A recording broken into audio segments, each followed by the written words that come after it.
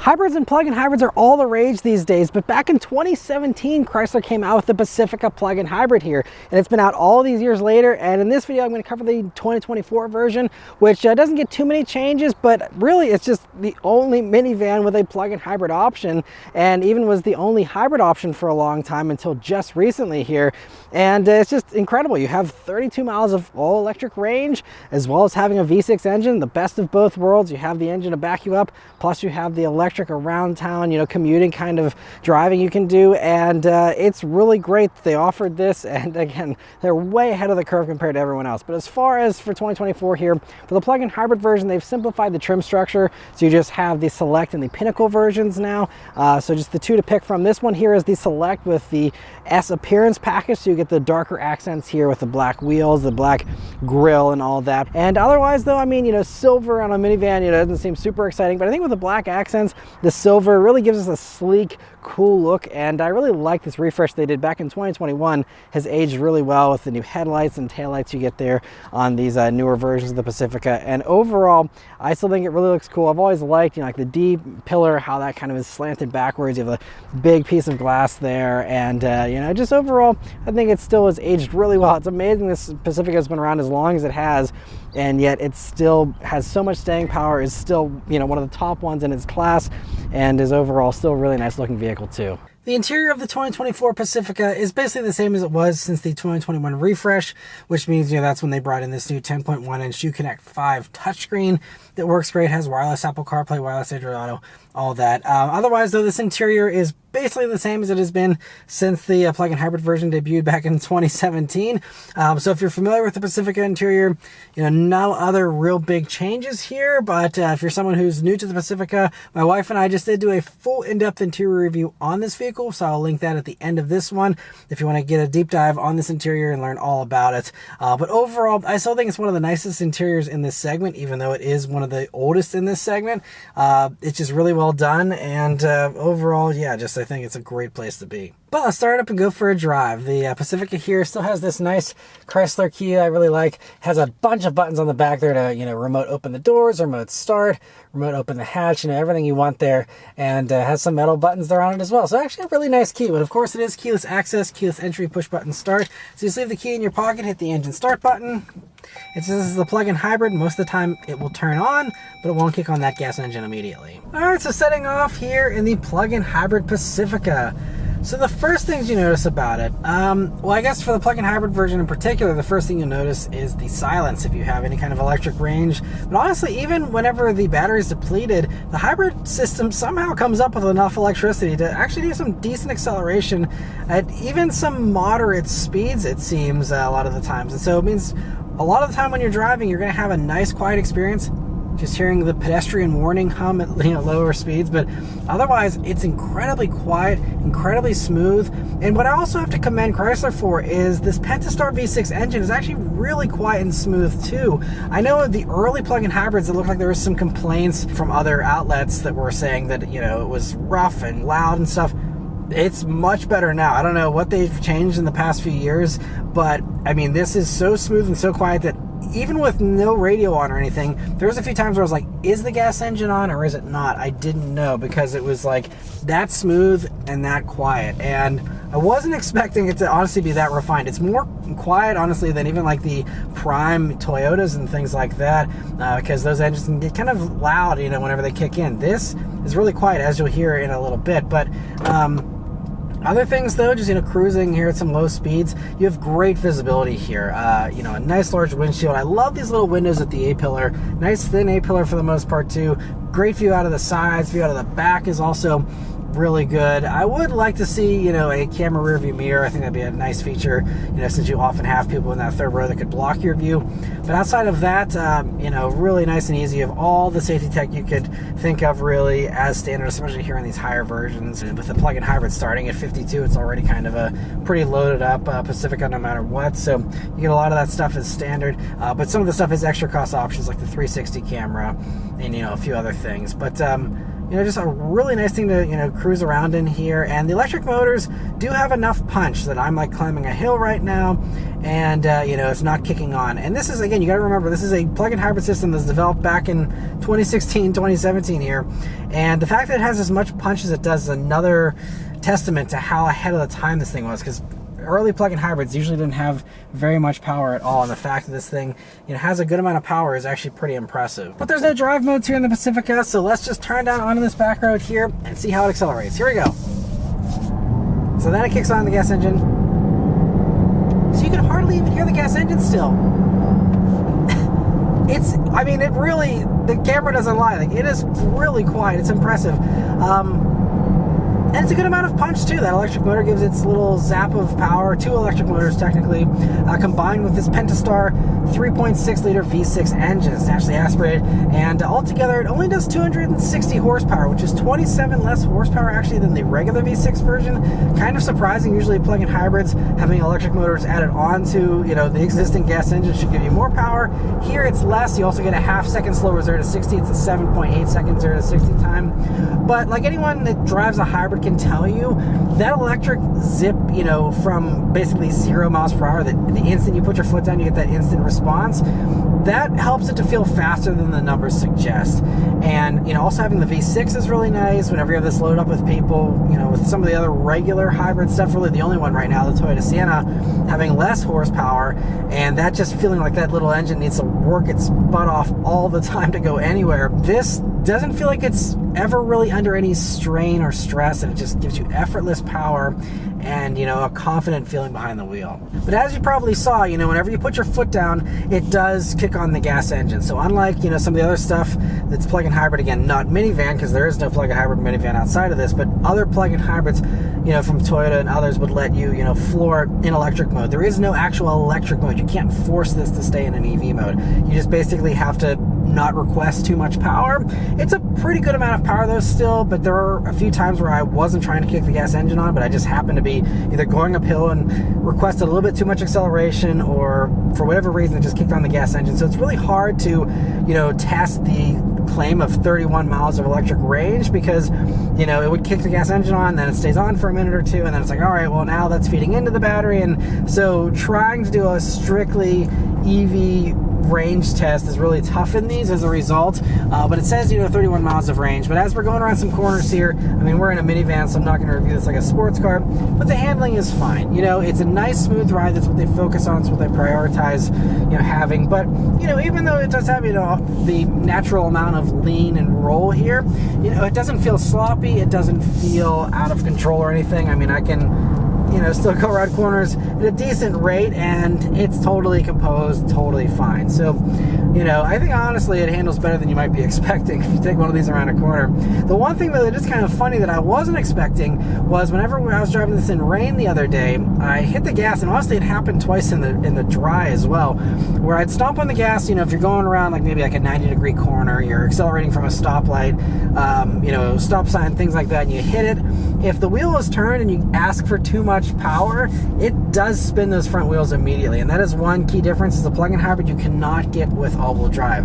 That was something they added for the regular gas Pacifica back in 2021. No such all-wheel drive option here for this, unfortunately. So if you still want efficiency and all-wheel drive, the Sienna is going to be the only game in town still. But you can tell the front tires often get overwhelmed because of that instant power from those electric motors. Anyway, so yeah, it ends up being a 16 kilowatt hour battery. And it takes about 2 hours to do a full recharge on a 240 volt charger. If you're going to just plug it into the regular wall outlet, it'd be probably between 12 to 14 hours. I think the official quote was 14, but I think I saw it closer to about 12 hours or so on this. But regardless, as long as you leave it plugged in overnight, it should be mostly ready to go in the morning. It should be totally fine for most people. And again, because it likes to kick your gas engine on every once in a while, you may end up, even if you do drive more than 31, 32 miles every day, you still may end up finding yourself with a little bit of range left over if the vehicle just had the demands of the gas engine, kicking on, throughout the day. It might have caused you to lose some of that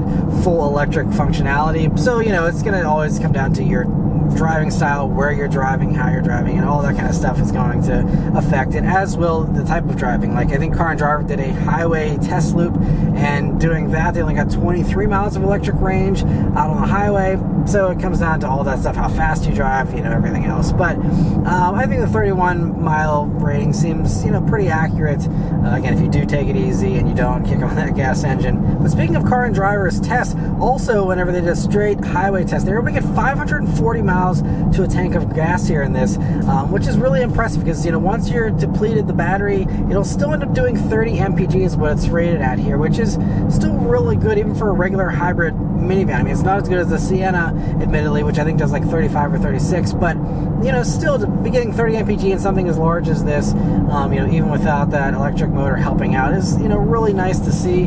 And it's also impressive considering the gas tank is smaller here in the plug-in hybrid compared to the regular gas one. It's a 16.5 gallon tank versus 21 that you have in the you know, regular gas version. And so I mean, but still to have that much cruising range is awesome. And you know, it is a nice improvement over the regular gas Pacifica, which I think does like 19 city, 28 highway. So even on the highway, you're going to gain a little bit here with this hybrid. And of course, the cities where you're going to get, you know, way more fuel economy efficiency compared to, you know, the gas version. Another thing I really have to commend Chrysler for here is the way they tuned everything. So in addition to the smoothness and the quietness, the brake pedal usually feels pretty natural. There's like one or two times where I was slowing down for a stop sign and the brake pedal did end up going a little further than I was expecting it to, and so it wasn't 100% consistent, but most of the time this week it's been totally consistent. But here, so like we're merging onto the highway and I requested a little over 50% power and I kick on the gas engine there and I can hear it just for a split second, but otherwise, you know, most of the time, again, it is able to do most of your driving electrically and really nice. And then, you know, once I've done my merge, then I'm just coasting again and it goes back to, you know, the electric power. So that does keep the gas engine on, you know, sometimes for a little bit of time, just so that you're not constantly, you know, hammering a cold engine. But it is the Pentastar V6, which is a pretty solid, reliable motor. So hopefully, you know, it'll be okay not being used on a regular basis if you do actually plug this in every night. But again, even if you don't want to plug it in every night or you can't or whatever, it still is a really good hybrid. Again, not as efficient. You're better off with a Sienna if you're just never going to plug this in. But if you are, you know, able to plug it in every once in a while or something, it's still just, it's really a good regular hybrid too. And I was really impressed with, again, the amount of punch, even with a dead battery, that I got out of that electric motor and the amount of driving I was actually able to do. There was actually, before I charged this vehicle up, I did a decent amount of driving before that, and it was actually saying that almost half of my driving was done electrically. Now, we have, you know, lots of hills here in southwestern Pennsylvania, so, you know, coasting down all the hills and then just driving up them meant that, you know, I really only needed the gas engine for half of my driving. But it's just impressive that it really, you know, did do so much of it, even with a dead battery. Once again, you know, showing 1% charge or whatever, just doing the basic hybrid stuff, it was still really efficient. But now out on the highway here in the Pacifica, though, we are going around our gentle corner here. This vehicle does have lane departure prevention, so it will kind of nudge you, but it's not a lane keep assist system like you see in the Toyota, the Honda, and some of the others that really do actually give you some steering assist. This is more so like a, hey, you're going off onto the shoulder, let's nudge you back over. And it's more of a corrective thing than a constant assistance. So that is the one key difference between this and most of the other competitors, all the competitors that do have that active steering assist, you know, which is certainly nice out on the highway. If you're someone that just wants, you know, a little bit of assistance out there on the highway for those micro corrections. If you're someone like me, I like doing my own driving anyway. It won't bother you to not have that, but the adaptive cruise control has been working great here. And also out here on the highway, again, with it just being in the electric mode now, I mean, you know, it's not electric car quiet, I wouldn't say. I think the Pinnacle does actually have a little bit more sound deadening, but it's still just a very nice, serene thing to cruise down the road in. And yeah, just a really nice highway cruise. Of course, minivans are built for road trips, and of course this is going to do that very, very well. And for those that are curious, over my about 100 miles or so of driving here that I've done, I've been averaging 31.8 mpg. I believe that's really like an MPGe rating because it's factoring in the electric driving, I believe, because it really jumped up. It was saying I had around 30, and then once I did that highway drive there, it kind of bumped it up to 32, because again, most of that was done electrically and at higher speeds, which, you know, means lots and lots of green efficiency there. So, you know, I think it's definitely factoring that stuff in there. But again, efficiency is going to be really good, and if you plug this in and you're not getting on the gas too hard, I mean, this will be essentially an electric minivan, you know, for most people in most cases. And the power here for the plug-in hybrid runs through a variable transmission, so it's, you know, not a traditional kind of a transmission, so you don't have any shifting or anything like that. That's the same as what you see with like the Sienna, for example. That also has an eCBT, they call it. Same kind of, you know, deal here with this. So it means there's no shifting, which also adds to that smoothness of just having everything just kind of hum along and kind of all blend together, and it does it all really smoothly. Also, for anyone who's curious about towing, that is one thing with the regular gas Pacifica. It is rated to tow, I believe, about 3,600 pounds. Plug-in hybrid version, it's not rated to tow. So officially, don't tow with the plug-in hybrid version, so that is one downside here of the, you know, plug-in hybrid for sure. But the last thing to mention here is the pricing and how it compares to the competition. So the start for the plug-in hybrid version around $52,000. This one, as tested, is just over $64,000. But this one is really strange with the way it's configured, where this one has this $6,000 preferred package that seems like it gives you most of the same stuff as the Pinnacle, but I didn't see that option package listed online whenever I was configuring one of these myself. So I'm not sure how this one got to 64. The most I could load a non-Pinnacle up to was 61, and at that point, you're at the same price as a Pinnacle. They're also 61, you know, with all the same options and stuff. So this one doesn't really make any sense, I guess, unless you want the dark appearance. But otherwise, just get a Pinnacle for 61. So kind of disregard the 64 grand price tag of this one. But, you know, so 61, I'd say, is, you know, more accurate instead of 64. But, you know, so at that price point, yes, it's way more expensive than even like a fully loaded Sienna is like 56. But you've always paid a premium for the plug-in hybrid thing. That's just the way it goes. And so it shouldn't be any shock here that, you know, you have to pay extra for a plug-in hybrid van. It's the only one, so that's why there's really no direct competitor. If you compare a regular Pacifica, that's the Pinnacle trim, those are about 55. It comes in right around the Sienna, but that has hybrid as standard, so also not a direct comparison. But, you know, like an Odyssey, which doesn't have a hybrid either, kind of a more direct competitor to the regular gas Pacifica, those are like 52. So, you know, the Pacificas, I'd say, a little bit on the higher end of the spectrum for sure. And then as far as this plug-in hybrid one, you know, even if you're like, man, I don't know if I want to pay 60 grand for, you know, Pacifica, keep in mind, I believe you can get the $7,500 tax credit. It was showing on Chrysler's site as being eligible for that. So that could drop the price of these down, whether it's leasing or buying. So that is something else to keep in mind, is you will get some relief there. And potentially, if the deal works out, you know, to be beneficial with that tax credit and stuff for you, again, not everyone qualifies for that. It depends on all that stuff. But if you can do the tax credit, you know, then that's really going to be, you know, probably bringing this pretty close to the cost parity of the regular gas version, and could be, you know, the point at which this really does make a lot of sense. And again, if you don't need all the bells and whistles and stuff, again, you can get a plug-in hybrid one for as little as 52 and still have a really nice vehicle, since they start at that higher trim level. But the last thing I'll add is that, you know, if you just want a hybrid, you just want good fuel economy, you don't care about the plug-in and the electric experience, you know, again, Sienna does make a lot of sense. It gives you the all-wheel drive, gives you the option for a spare tire, which you don't get with a plug-in hybrid here either for the Pacifica. So, you know, having the spare tire, having Toyota hybrid system with all-wheel drive is really nice. And again, coming out at 56 grand, maxing out for those, you know, it's definitely compelling. Also, you know, there is now going to be a new Kia Carnival hybrid that is coming this summer of 2024 as a 2025 model year vehicle. We don't know pricing for those yet. Typically, currently, Carnival undercuts the competitors pretty well. They max out under $50,000. So, you know, we will see with this new one. I'm sure it's going to be, you know, a little bit more expensive, especially for the hybrid, but that could also be something to come in, give you a little bit of savings compared to that Sienna potentially. So there are a couple other options out there now if you do want good fuel economy and you don't need a plug. The Sienna was fine. It just felt underpowered. That was the bottom line. Sienna just didn't have a lot of power. If you're someone who doesn't need a lot of power, you're fine with a slower vehicle. By all means, Sienna still has a lot of cool perks to it and a lot of things going for it. But, you know, if you want the power and the efficiency, and even better efficiency, again, with the plug-in hybrid thing, I still think the Pacifica is kind of the minivan to beat still, even all these years later. And again, it just blows my mind. They were so ahead of the curve with these.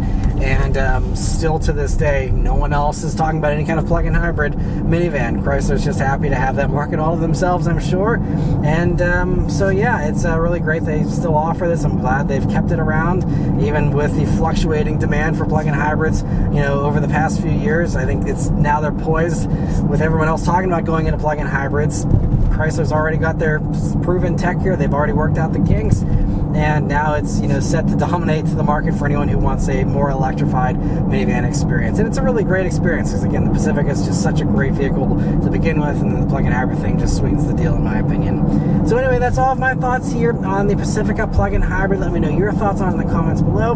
Huge thanks to Chrysler for providing me here with this Pacifica plug-in hybrid to review for you guys today. And yeah, be sure to also check out that interior review if you want to hear all the details on this interior. But anyway, thank you all very much for watching, and I'll see you guys on the next one. Take care.